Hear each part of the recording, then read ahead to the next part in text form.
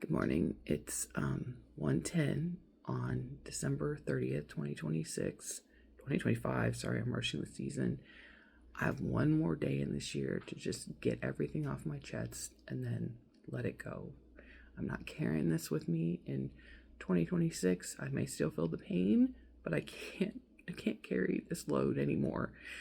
So I'm going to share something that's incredibly personal. A lot of you know because I've posted before on Facebook about this, but I don't do it every anniversary. I don't think I have in a couple years. On sometime in April of 2020, in the height of COVID, Matthew and I needed to go to Target to get something, and we're really blessed. At that time my mom was living with live-in mom, and now we have a mom and a nana. Sorry, but at that time it was just my mom, and it was about 8:30 at night, and we had, let's see, Miles would have been 18 months old, and Finley would have been a little over 3, I want to say. And this is a lot of information. I don't care. I'm going to share. But when I'm pregnant, I have one whisker here. One whisker. It's the most annoying thing. And when I'm pregnant, with my hormones being changed, it doesn't grow. I don't really think about it much. I just pluck it. It's annoyance, whatever. And he and I needed to go to Target that night to pick up diapers or, whatever. And we were driving down 264, getting on the ramp to go to 540. I remember it as clear as day. I remember exactly where we were. And I don't know what he said, but it made me think, oh, I think I'm late this month. Oh, I think my math's a little off. And I just at the same time I went like this, and it dawned on me, I didn't have my whisker. I'm like, what? I was no spring chicken. I was 42. He was 37. We had our 2 boys. We were so happy. We were so happy. We weren't planning for any more babies. And I'm like, Matthew, I think I might be pregnant. And he's like, no. So we went on to Target, and we got our diapers, and I'm like, oh, let's just pick up a test just to make sure. And came home, everyone was in bed, took the test, and oh my God, I was pregnant. I was pregnant with a 3rd baby. What the hell? I mean, the first thought was sheer, like, what the fuck? Oh my God, what did we do? Filled immediately by the most joy and all the things you feel when you find out you're having a baby. And my mom's suite is upstairs. She was upstairs sitting in her little living room area before we overtook it with her office. And we went upstairs, and we're like, we have something to tell you. We're like, we're pregnant. And my mom, who knows things before other people knows things, and she says, I think I've known that for a while. How the hell did you know that for a while? I just found out 15 minutes ago. So we, with COVID, when you went to the OBGYN at that time, you could only go in by yourself.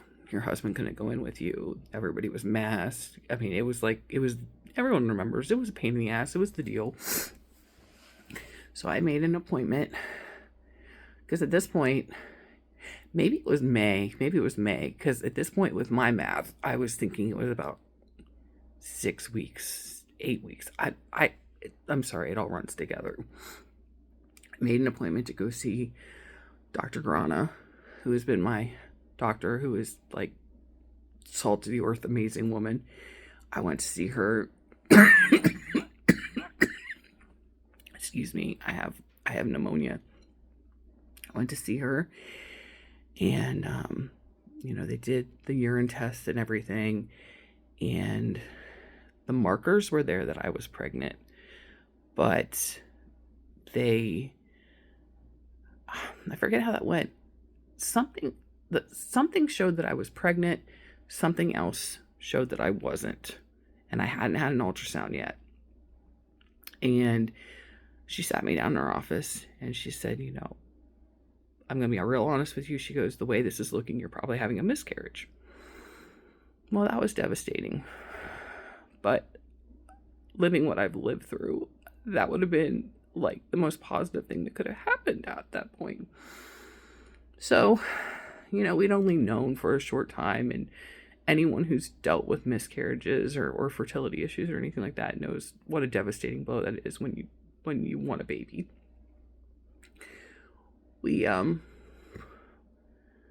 I went down back to the car. Matthew was sitting in the car, and I told him, I'm like, she's done some blood work. I don't remember. I'm sorry. This is so painful. I don't remember all the specific details, but I saw her on a Thursday. She did some blood work over the weekend. She wanted me to come in. She wanted me to do something else and come in the following Tuesday for an ultrasound. So we lived for 5 days thinking that our baby was dead. We weren't having our baby. And okay, well, that sucked, but we felt like God had blessed us with our 2 boys. This was the unexpected third bonus. I was old, okay. So on Tuesday, we once again truck it over. We live in Wendell. Triangle Physicians for Women is in Cary, because I used to live on that side of town. We truck it over to Cary, and I go up to the 3rd floor, and I go in, and I'm on pins and needles, fully expecting them not to find a heartbeat when they do this ultrasound. I mean, I'm just like, I'm prepared. And so I'm sitting in the dark ultrasound room, and the tech comes in, and she's real sweet, and you do all the things, and she gets the roller out and she puts it on my stomach, and she's looking around, and I can't see anything on those things. Whatever. I mean, I can see the feet, whatever. And at this point, she's like a minute old, so it's really just a dot. And the next thing I know, I hear a heartbeat. And the amount of joy I had in that minute, oh my God, I could have hopped off the table and hugged that woman. I was so elated that I was having another baby. God was giving me a third time to be a mommy. Sorry.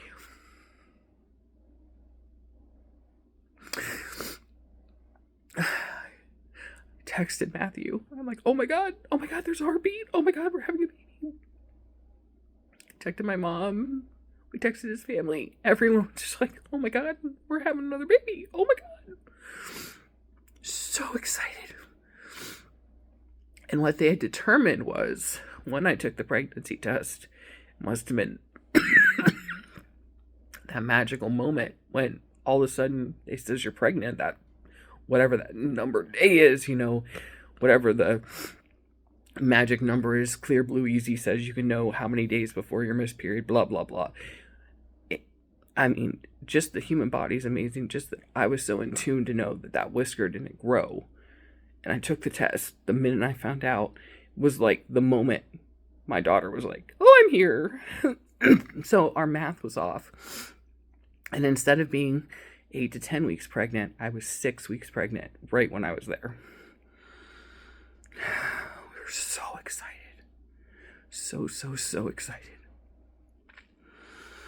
When we had Finley and Miles, again, I'm an older mommy. I didn't think this would ever happen in my life. I did a lot of first dates. I didn't do a lot of second dates. Meeting Matthew I'll do a whole other series on meeting Matthew, because that was definitely a God thing and people in my life in the right place. So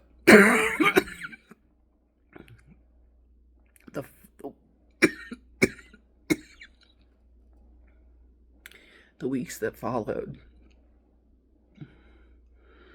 are a blur.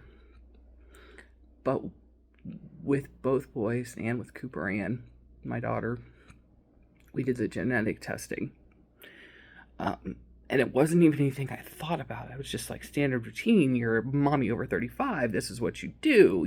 I have a top rate doctor. I trust her, and this is just the jam. This is what you do. I fully remember getting the phone call with Finley. We weren't going to find the gender out. I was at work. I was working at Keller Williams in Raleigh, sitting at my little desk, and the genetic lady at the doctor's office when we had Finley, she was this Irish lady. She was an Irish nurse. She was very nice. And she's like, "Now, I know your husband, and you told me you didn't know when the gender is, so I'm not going to tell you. But everything looks good. Everything is healthy." And I'm like, "Oh." I hung up the phone. I called my husband. He was like, a mile down the road at Coastal. I'm like, "This chick knows the gender of our baby, and I need to know." So I called her back, and we had a little boy. It was like, we were elated, a little boy. With Miles, we didn't even want to be surprised. We just want to know right off the bat. We were just like, okay, what are we having? And they told us it was a little boy. Well, I went in at the 10-week mark, the 8 or 10-week mark. I think it's the 10-week mark, where they confirm everything in an ultrasound. They do the blood work for the genetics. This was old hat to me. I mean, I had 2 babies in the space of 22 months and like 20 months. I'm like, whatever. It's all good. Never, ever, ever, ever gave this a thought that something might be wrong with my baby. I'm sitting at my desk. It's a Friday. At this point, I've taken a job and I'm working at the real estate commission, and it's COVID. We're working from home, and the phone rings, and I see that it's Triangle Physicians for Women, and I'm like, oh, okay. I mean, no, I could have been any kind of an appointment. They called me all the time, and I picked it up, and since I had Miles, the Irish nurse, and I can't remember her name, she was the nicest lady, I'd retired, and there was a new nurse, and she was a younger girl, very nice, very sweet. She called me, and she said, "I just want to let you know, your genetic testing came back, and your daughter is positive." No, that's not what she said. She said, "Your baby is positive for trisomy 18. And I'm sitting at my computer. I don't know what that means. I'm like, okay, well, what does that mean? And in my mind, trisomy 21 is Down syndrome, and we would have loved on a Down syndrome baby like no one's business. She would have had everything under the sun. We would have been thrilled with a Down syndrome baby because they are the most magical creatures on the world. It just, so I'm like, okay, so something's going on. We'll make it work. And, me, I'm smart and fast. I just put trisomy 18 into my little computer while I'm on the phone with this Chiquita banana. And the first thing that pops up is Edram syndrome. If your baby lives through pregnancy, big if, statistically, your baby will not live past 14 days. I'm sitting in my house, at my job online, and I'm reading this on the internet. And the girl who was the nurse, I'm like, I don't understand. What does this mean? And I did go back to Dr. Krana. I was crushed. She's like, well, I can't really get into it with you other than to tell you that it's a genetic anomaly, and here's a phone number to a genetic counselor who can tell you more. I'm like, the fuck? You're my doctor's office. You tell me more. I've been going to you for years. What do you mean you can't tell me more? At that point, Matthew still had to go in every so often to the office. He wasn't home. My mom was downstairs. And it runs in my mind, someone was with us. It wasn't just my mom that was here. Someone was visiting. So there was someone else here. The boys were playing. My mom was downstairs. I want to say it was Bubbles, but I don't think was. I really don't remember. But I came downstairs and I was a mess. I called Matthew. I told him something was wrong with the baby. I told him to come home. I called the genetic counselor, which anyone who's been through this knows that's a real fun conversation to have. Not only did I have to call, I had to leave a message and have someone call me back.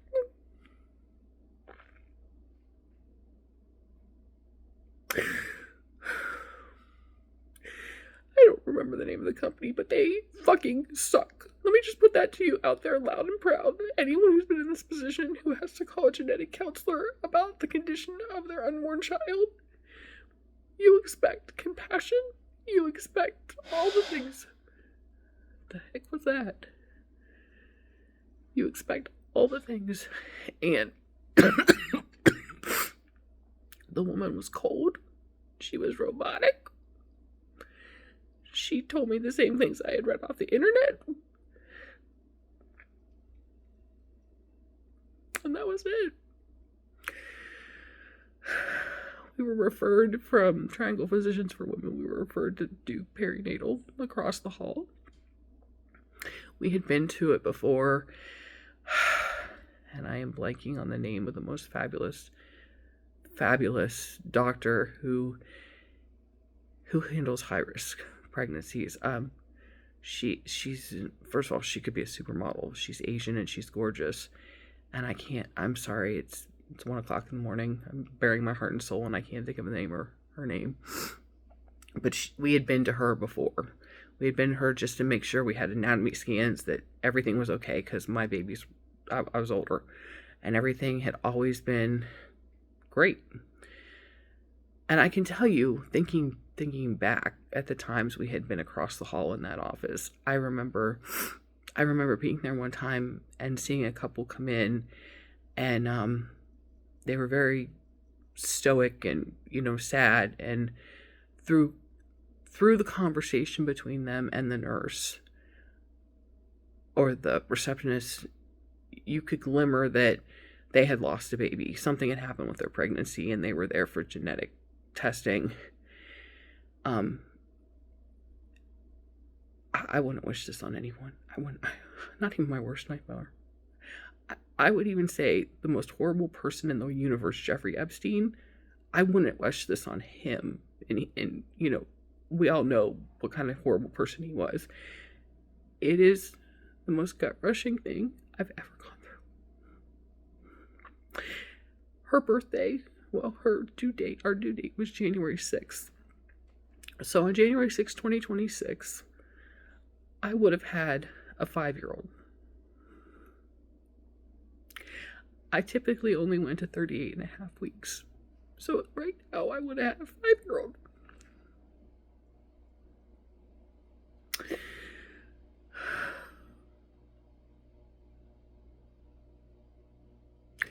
We did all the things. Matthew and I prayed. We prayed. We talked with our preacher. We talked with a counselor. We talked to our family. We talked to our friends. We talked to our neighbors. We talked to everyone. And the circle was very small because it was COVID. And you just couldn't go anywhere. You couldn't do anything. We went to the genetic counselor. We did blood work. We did an amniocentesis. We did all the things. Just praying for it to resolve.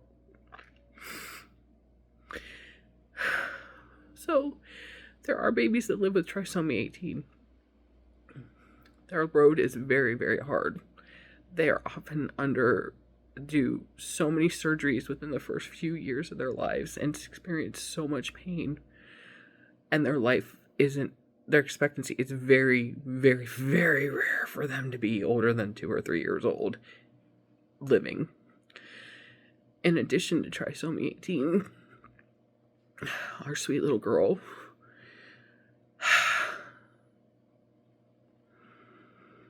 she had something wrong on her head. There was something wrong with her brain. There was something wrong with her backbone.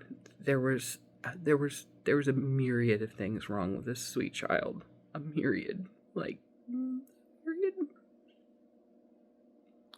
It just wasn't meant to be.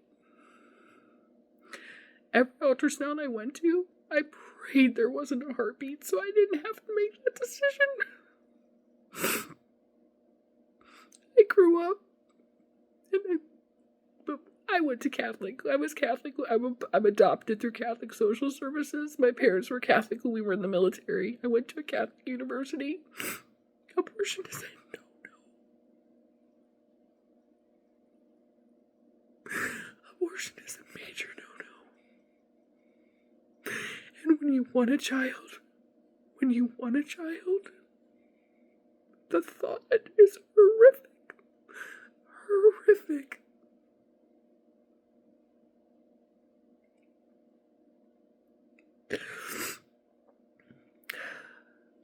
In North Carolina, you have to terminate a pregnancy before 20 weeks. That was at the time in COVID. I feel, and I could be wrong on this, but I want to say legislation was passed that it might even been shortened down to something like 12 or 15 weeks now. I don't remember. I have two thoughts on that. I think it would have been,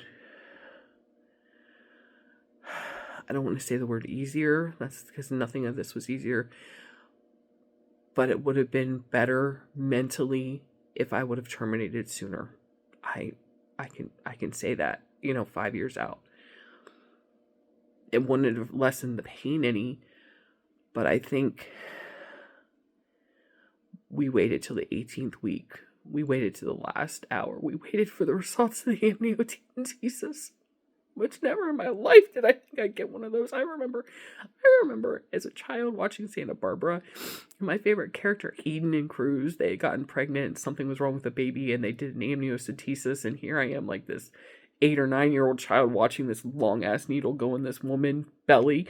I'm like, never fucking doing that. And you know what? I did it. I do it again.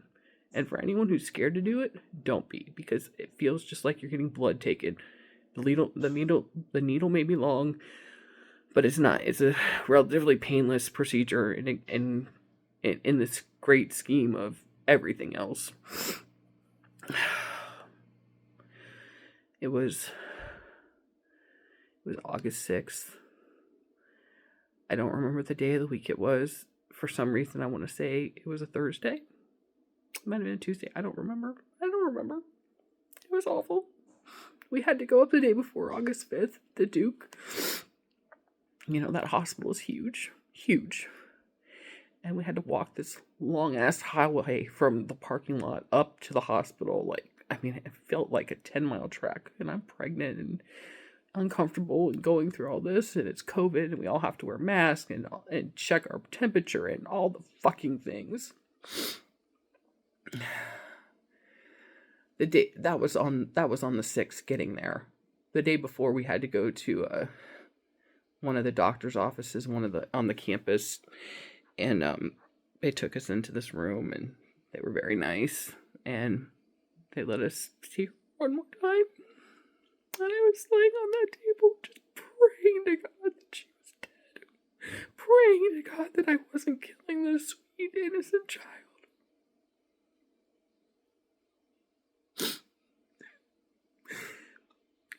Her heartbeat. There was her little heartbeat, just strong to be. And for anyone who's ever lost a baby, or had to have a D&C or a D&E, which is what this was, they put these things inside of you, inside your cervix, to make it expand. I want to say they're called lanyards. Lanyards. I don't know. They're basically like tampons. And they're horrible. And the girl was down there just stuffing away. And they want to put 6 of them in you to open you up to induce labor. And I after 4, I'm like, you touch me again, I'm fucking kicking your face. I'm like, I'm done. It was so uncomfortable. And so they gave me some gave me a pill to take when I got home. And from research, that pill is what stops the baby's heart.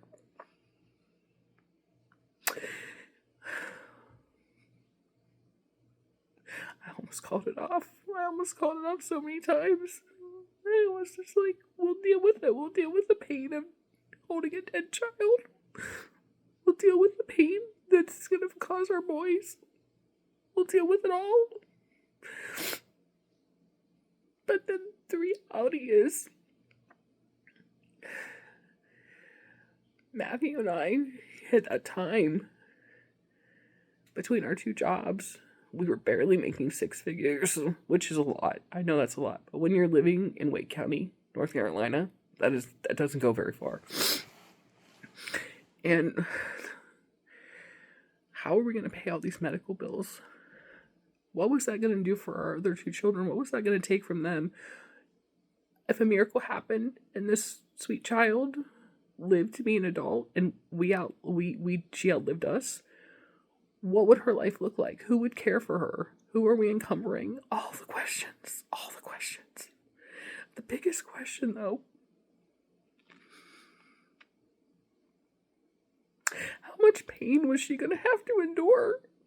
How much pain was her sweet little girl going to have to endure in order to have any kind of quality of life? How many surgeries was it going to take? How many things? How many things was she going to have to do in her sweet little innocent life that she didn't deserve?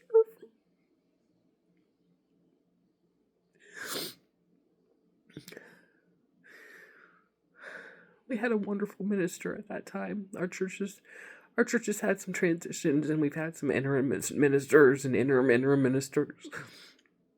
And at that time, there was a lovely man by the name of John Milholman who was heading our church. And he came and sat with me one day, and he read me some quotes in the Bible where, he believed that God did not say you couldn't have an abortion. I don't remember the specific quote. And the Bible's open to interpretation. You can make it out to whatever you want. But it was a beautiful passage.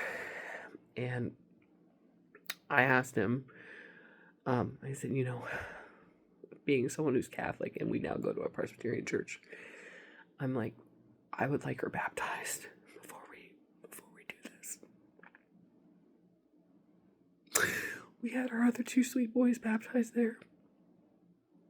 One of our very good friends, someone who's been very close to us in the church, is down the road. She brought me dinner when I had Finley for the first time, and she came to the house. And I asked her if she would stand with us, because you have to have an elder stand with you when you baptize your child. And she stood with us when we baptized Finley. It was only natural. And we went back to Judy when we were having Miles and asked her for that same honor, if she would stand with us. She has always been with our babies when we baptized them. So in the middle of a week, I don't remember what day, we met Judy and John at the church.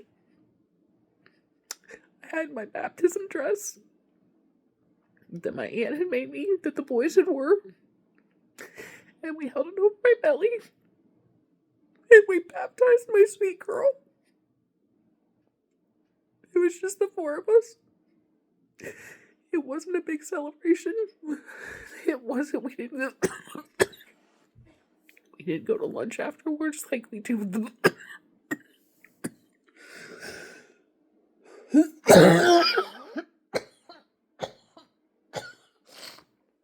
I'm sorry. We didn't go to lunch afterwards like we did with both the boys. Our family wasn't there. No one was there. It was me, Matthew, Judy, and John. And as somber as it was beautiful in its own way too. Judy made us a beautiful quilt. She's a quilter. I have it tucked away But I wanted to share some other things that we had during that time because the people that were close to us showered us with love. And we didn't tell a lot of people about this. But I don't know what happened here.